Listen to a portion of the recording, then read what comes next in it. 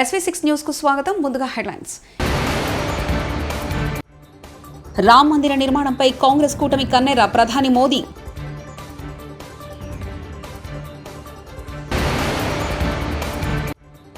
$3,000 pension మేమే ఇస్తున్నాం Jagan.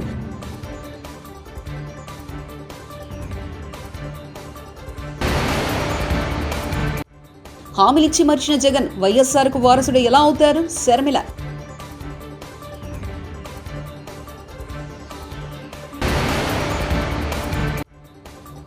CM Revanth కాన్వాయ్లో ఒక్కసారిగా పేలిన కార్ టైర్.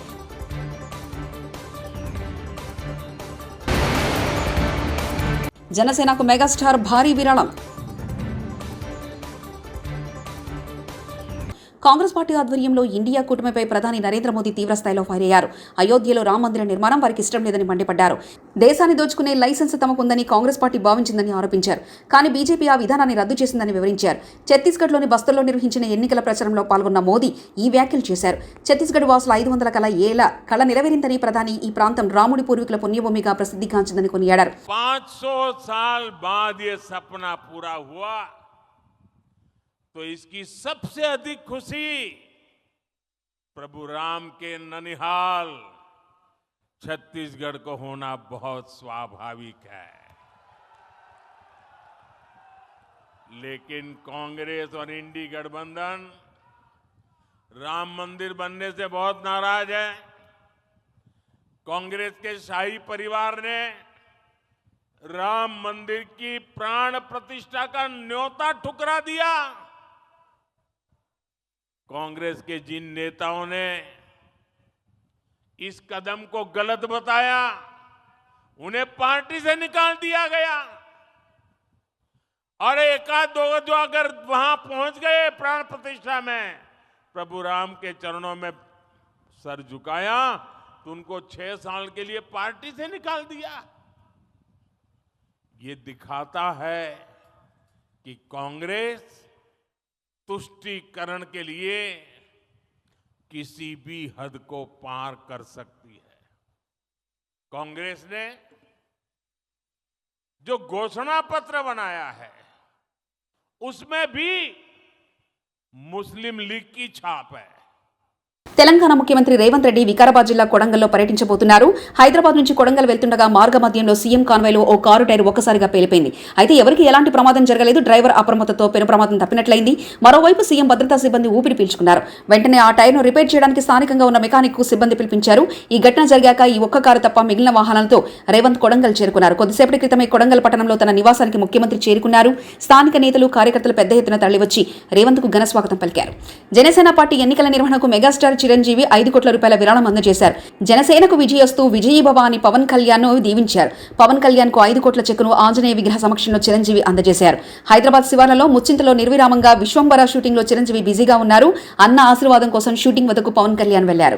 భవిష్యత్తు బాగుండాలంటే కాంగ్రెస్ ను ఆదరించాలని మంత్రి సీతక్క అన్నారు.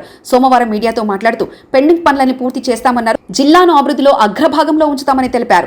దేహాలు మొక్కలైనా పర్వాలేదని దేశం కోసం పనిచేసింది ఇందిరాగాంధీ కుటుంబమని చెప్పుకొచ్చారు. బీజేపీ మతాల గురించి తప్ప పనుల గురించి చెప్పరని విమర్శించారు. మోదీ వచ్చి ఆదిలాబాద్కు ఏమిచ్చారని ప్రశ్నించారు. ఆంధ్రప్రదేశ్లో వైసీపీ ప్రభుత్వం తప్ప భారతదేశంలోని ఏ రాష్ట్రంలోని నెలకు $3,000 పెన్షన్ ఇవ్వలేదని సీఎం జగన్ తెలిపారు. వెంకటాచలంపల్లిలో పెన్షన్ లబ్ధిదారులతో ముఖాముఖిలో జగన్ మాట్లాడారు.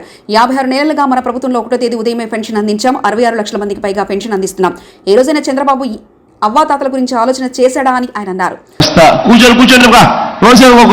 కూర్చుంటే అందరికి మిగతా వెనకల వాళ్ళకి కనపడతాం, లేదా వెనకల వాళ్ళకి కనపడం. 2 నిమిషాలు కూర్చుంటే వెనకల వాళ్ళకి కనపడతాం. అందరు అవ్వాతాతలకు అందరికీ కూడా కూర్చోమని చెప్తా ఉన్నా నేను. అందరూ కూడా వాలంటీర్ల వ్యవస్థను ఎంతగా కోరుకుంటా ఉన్నారో, ఎంతగా కావాలనుకుంటా ఉన్నారో తెలుసుకున్నందుకు, చూస్తా ఉన్నందుకు చాలా సంతోషంగా ఉంది.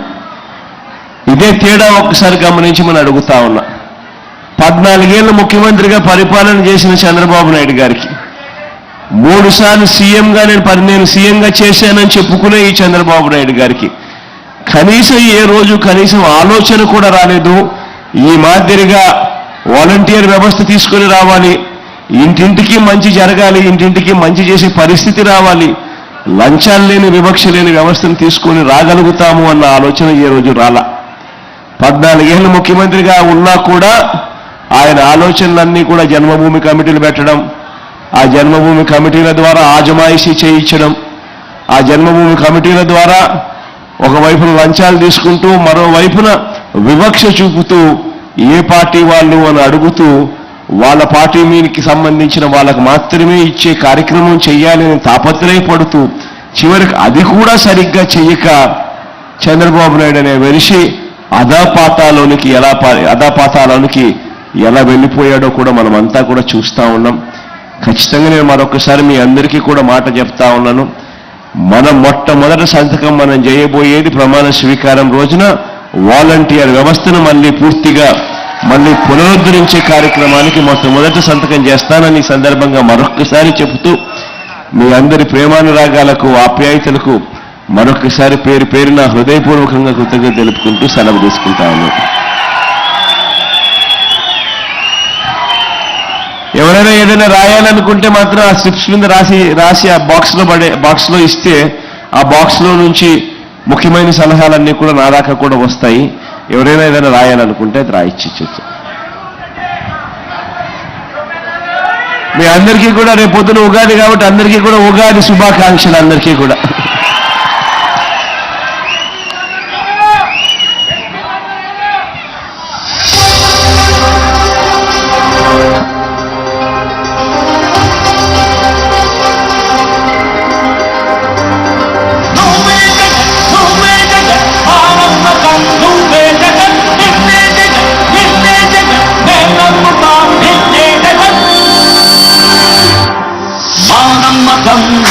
జగన్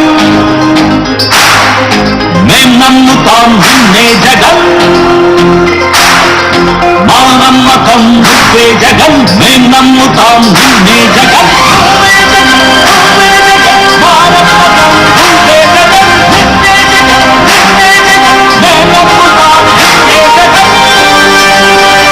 నిన్నే జగన్ నిన్నే జగన్ మేం నమ్ముతాం నిన్నే జగన్, నిన్నే జగన్ నిన్నే జగన్ మేం నమ్ముతాం నిన్నే జగన్, ఏ నాటికి అమ్మాటికి నమ్ముకుంది నిన్నొకటిది మాత్రమే.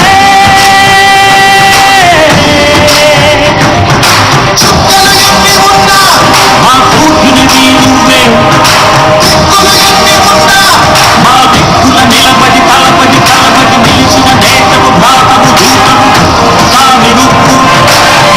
హామీనిచ్చి మరిచిన జగన్ వైఎస్ఆర్ కు వారసుడు ఎలా అవుతారని ఏపీపీసీసీ అధ్యక్షురాలు వైఎస్ షర్మిల ప్రశ్నించారు. వైఎస్ఆర్ జిల్లాలో ఆమె ఎన్నికల ప్రచారం నిర్వహించారు. జగన్ పాలనకు వైఎస్ఆర్ పాలనకు పొంతనే లేదని మండిపడ్డారు. హంతకులకు ఓటు వేయొద్దని ప్రజలకు విజ్ఞప్తి చేశారు. ఈ రోజు నిజంగానే రాజశేఖర రెడ్డి గారి ఆశయాలను నిలబెడుతున్నాడా, కాపాడుతున్నాడా ఆలోచించాల్సిన సమయం వచ్చింది. జగన్మోహన్ రెడ్డి గారు ముఖ్యమంత్రి అయ్యాక వ్యవసాయం ఎలా ఉందో మీ అందరికీ తెలుసు. రాజశేఖర రెడ్డి గారి కొడుకయ్యుండి జగన్మోహన్ రెడ్డి గారు మేనిఫెస్టోలో చెప్పిన మాట 3,000 కోట్లతో ధర స్థిరీకరణ నిధి ఏర్పాటు చేస్తాము, ఏ రైతే గాని నష్టానికి అమ్ముకునే అవసరం లేకుండా ప్రతి రైతుకి బ్రహ్మాండమైన మద్దతు ధర ఇస్తాము అని చెప్పి 3,000 కోట్లతో ప్రతి సంవత్సరము ఒక ధర స్థిరీకరణ నిధి ఏర్పాటు చేస్తామని చెప్పారు జగన్మోహన్ రెడ్డి గారు. చేశారా? చేయలేదు. ఈరోజు రైతులన్నవాడు లాభం లేక నష్టాల్లో కూరుకుపోయి అప్పుల పాలైపోయాడు. అప్పు లేని రైతున్నాడా మన రాష్ట్రంలో? అప్పు లేని రైతున్నాడా అన్నా మన రాష్ట్రంలో? మొత్తం అందరము నాశనం అయిపోయారు. ఆలోచన చేయండి. ఆ రోజు రాజశేఖర రెడ్డి గారి కొడుకు జగన్మోహన్ రెడ్డి గారు చెప్పిన మాట 4,000 కోట్లతో పంట నష్టపోతే, వరదొచ్చో కరువొచ్చో పంట నష్టపోతే ఒక నిధి ఏర్పాటు చేస్తాము, ఏ రైతు నష్టపోయినా ఆ నిధిలో నుంచి డబ్బులు ఇస్తాము అని చెప్పారు జగన్మోహన్ రెడ్డి గారు. ఎంతమంది పంట నష్టపోతే ఎంతమందికి డబ్బులు ఇచ్చింది ఈ ప్రభుత్వం? వైసీపీ ప్రభుత్వం ఎవరికీ డబ్బులు ఇవ్వలేదు. అసలు రైతులు నష్టపోతున్నాము, ఆత్మహత్యలు చేసుకుంటున్నాము అని గోలు పెట్టినా పట్టించుకొని ప్రభుత్వము జగన్మోహన్ రెడ్డి గారి ప్రభుత్వంలా తయారైంది. ఒక రైతులే కాదు, మొత్తం అందరినీ మోసం చేసింది వైసీపీ ప్రభుత్వం. ఆలోచన చేయండి. మాట మీద నిలబడేవాడు రాజశేఖర రెడ్డి గారు. కానీ జగన్మోహన్ రెడ్డి గారు ఎన్ని మాటలు ఇచ్చారు. మేనిఫెస్టోలో పూర్తి మద్యపాన నిషేధం అన్నాడు. అక్క చెల్లెలందరూ, నా అక్క చెల్లెలు మీకు మాటిస్తున్నాను, పూర్తి మద్యపాన నిషేధం చేయకపోతే అసలు ఎన్నికల్లో ఓట్లు కూడా అడగను అన్నాడు జగన్మోహన్ రెడ్డి గారు. గుర్తుందమ్మా? మేనిఫెస్టో అంటే నాకు భగవద్గీత లాంటిది, నాకు ఖురాన్ లాంటిది, నాకు బైబిల్ లాంటిది మేనిఫెస్టోలో పెడుతున్నాను పూర్తి మద్యపాన నిషేధం అన్న జగన్మోహన్ రెడ్డి గారు ఈ రోజు పూర్తి మద్యపాన నిషేధం చేయకపోగా ఆఖరికి ఈ రోజు వైసీపీ ప్రభుత్వమే, జగన్మోహన్ రెడ్డి గారి ప్రభుత్వమే మద్యం అమ్ముతుంది అంటే ఇక ఇంతకంటే దిక్కుమాలిన ప్రభుత్వం ఏముంది అని అడుగుతున్నాం. ఈరోజు జగన్మోహన్ రెడ్డి గారి ప్రభుత్వంలో బయట నుంచి మద్యం రాదు, వీళ్ళు ఏం తయారు చేస్తే అదే కొనుక్కోవాలి. ఏదో చెప్తున్నారు, అమ్మా భూమ్ భూమ్ అని అమ్ముతున్నారు, ఇంకేంటి క్యాపిటల్ అట, స్పెషల్ స్టేటస్ అట, డిఎస్సి అట. అయ్యా జగన్మోహన్ రెడ్డి గారు వాగ్దానాలన్నీ ఎక్కడ నిలబెట్టుకున్నారయ్యా అంటే ఎక్కడ? అన్ని మద్యం షాపులో నిలబెట్టుకున్నారు. ఇదేనా రాజశేఖర రెడ్డి గారి ఆశయాలను నిలబెట్టడం అంటే? ఇదేనా? ఉందా ఇప్పుడు ఫీజు రీంబర్స్మెంట్?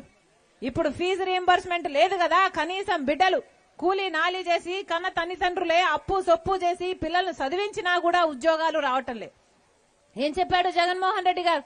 అధికారంలోకి రాకముందు 2,30,000 ఉద్యోగాలు ఖాళీగా ఉన్నాయి, నేను అధికారం లేకొచ్చిన వెంటనే భర్తీ చేస్తానని జగన్మోహన్ రెడ్డి గారు ఈ రోజుకి 5 సంవత్సరాలు అవుతుంది.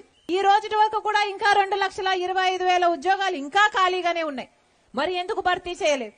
నేను అధికారం లేకొచ్చిన వెంటనే మెగా డిఎస్సి అమలు చేస్తాను అన్నాడు.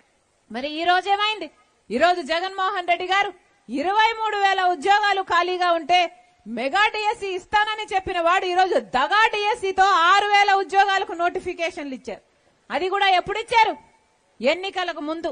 అంటే 5 సంవత్సరాలు నిద్రపోయారు. కనీసం కుంభకర్ణుడైనా మేలే. 6 నెలలు నిద్రపోతారు, 6 నెలలు పని చేస్తారు. జగన్మోహన్ రెడ్డి గారు అయితే 4.5 సంవత్సరం నిద్రపోయారు. ఇప్పుడు ఎలక్షన్లు వచ్చాయని మేలుకొని 2 నెలల క్రితం నోటిఫికేషన్లు ఇస్తే ఆ నోటిఫికేషన్లు ఎప్పుడు అయ్యాలి? ఆ పరీక్షలు ఎప్పుడు రాయాలి? వీళ్ళకు ఉద్యోగాలు ఎప్పుడు రావాలి? జగన్మోహన్ రెడ్డి గారు నిజంగా రాజశేఖర రెడ్డి గారి ఆశయాలను నిలబెట్టేవాడు. ఆంధ్రప్రదేశ్లో సీఎం జగన్ తిరిగి అధికారంలో రావడం చాలా కష్టమని ప్రముఖ ఎన్నికల వ్యూహకర్త ప్రశాంత్ కిషోర్ చెప్పడంపై మంత్రి బొత్స సత్యనారాయణ స్పందించారు. చంద్రబాబు కోసమే ప్రశాంత్ కిషోర్ ఏపీ రాజకీయాల గురించి మాట్లాడుతున్నారని, లీడర్ అంటే ప్రజల దృష్టిలో జగన్ అనే విషయాన్ని గుర్తించాలని పీకకు మంత్రి బొత్స హితో పలికారు. అందుకే రాష్ట్ర ప్రజలందరూ కూడా ఆయన దర్శిస్తున్నారు. అందుకే ఒక్కడే ఒంటరిగా చెప్తున్నాడు, నాకు మీ ఇంట్లో మంచి జరిగితేనే, మీరు నన్ను నమ్మితేనే నాకు ఓటు ఇవ్వండి. మీకేమైనా నష్టం జరిగితే, మీకేమైనా నేను కష్టం చేసి అనుకుంటే నాకు వద్దని చెప్తున్న నాయకుడు ఎవరు ఉన్నాడో దేశంలో? నేను తిరుగుతున్నా కదా ప్రశాంత్ కిషోర్, తెలియదా నీకు? చెప్పించే అవుతానన్నమాట.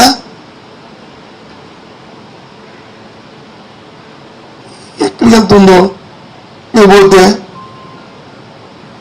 ఈ రాష్ట్రంలో ఉన్న భారతీయ జనతా పార్టీ దేశంలో వచ్చి వాళ్ళ అధికారం ఉంది. మనం చూశాను, నేను ఓ 25 పేర్లు ఆఫీసర్ల పేర్లు, ఐపీఎస్ ఇది సివిల్ సర్వీస్ ఆఫీసర్స్ పేర్లని వాళ్ళు మార్చేయాలి. ఎక్కడికి వెళ్తుంది ఇది? స్పెసిఫిక్ గా ఏ ఒకటైనా ఎవరైనా తప్పు చేశారని వాళ్ళు వేరే చూపెట్టి రాయడం తప్పు కాదు ఎలక్షన్ కమిషన్. కానీ బంచ్ ఆఫ్ అంటే ఏం ఉద్దేశం? మీరు పోనీ అలాగే వాలంటీర్లు మీద రాశారు, వెళ్ళి గోతులు పడ్డారు, మళ్ళీ తిరిగి దాన్ని సరిదిద్దుకోవడానికి రోజుకు ఒక ఐటమ్ రాస్తున్నారు. ఇది ప్రభుత్వమే చేస్తుందని రాసింది నువ్వు.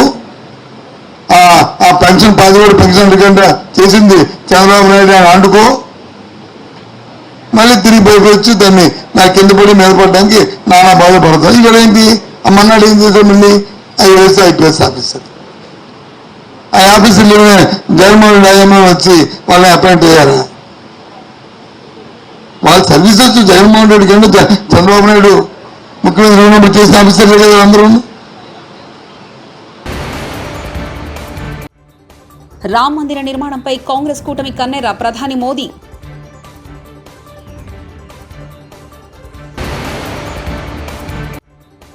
$3,000 పెన్షన్ మేమే ఇస్తున్నాం జగన్.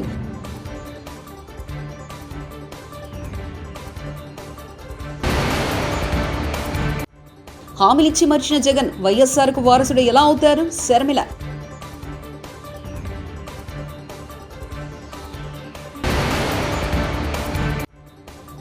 సీఎం రేవంత్ కాన్వాయ్లో ఒక్కసారిగా పేలిన కారు టైర్.